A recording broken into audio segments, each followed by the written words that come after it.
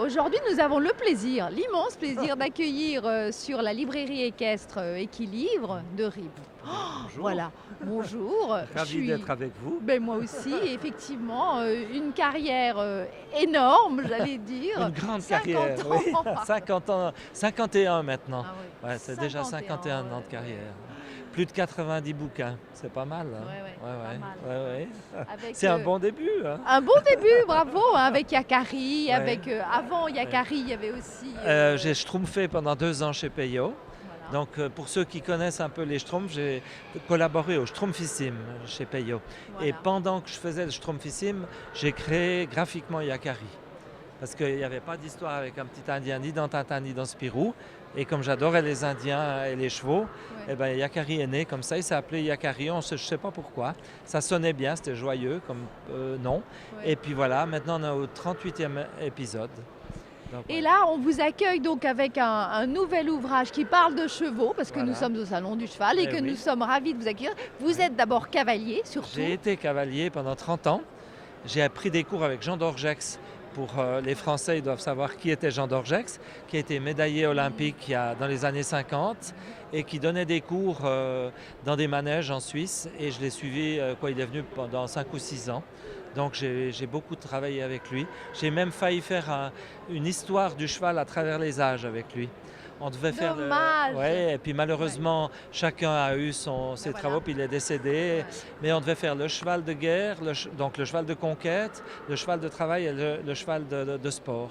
Là. Ça aurait été sympa. Ben oui. Voilà, ouais. Là, on vous retrouve Il y en quand a même autre avec chose. un autre Oui, cheval, oui. un album qui est sorti récemment Oui, en France, Oui, au mois de septembre Voilà. en France. Oui. au mois de septembre. Et c'est sur les chevaux des Franches-Montagnes.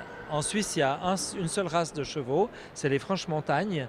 Et donc j'ai rencontré quelqu'un qui est devenu un ami, qui est un ancien vétérinaire et qui s'occupe de la race des Franches-Montagnes et qui m'a demandé si j'étais intéressé pour faire un album sur cette race de chevaux parce que j'avais fait une BD sur les vaches du Val d'Airain. Et quand il a vu cet album, il a dit c'est exactement ce qu'il nous faut pour valoriser la race.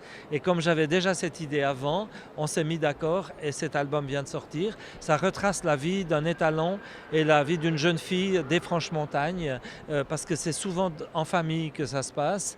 Et là, on suit l'histoire d'une famille dont cette écuyère qui s'occupe de cet étalon et on voit l'évolution de la vie de cet étalon entre sa naissance jusqu'à ses 3 ans. Et à 3 ans, il devient un cheval qui qui fait plusieurs choses. Il peut faire du dressage, il peut faire de la randonnée, il peut faire même de l'obstacle et de l'attelage. Ce qui est une des caractéristiques de ces chevaux des Franches-Montagnes qui sont multi-possibilités et qui ont un très bon caractère. Voilà.